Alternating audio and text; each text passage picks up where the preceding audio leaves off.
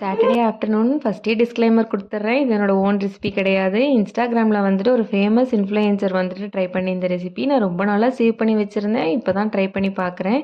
தேவையான இன்க்ரீடியன்ஸ் வந்துட்டு peanut butter, cocoa powder, butter, அப்புறம் கொஞ்சமாக ரோஸ்ட் பண்ணதுலேயே பீனட் வந்துட்டு தனியாக எடுத்து வச்சுக்கணும். மீதியை வந்துட்டு பீனட் பட்டர் வந்துட்டு நான் ஓனாகவே பண்ணிக்கிட்டேன்.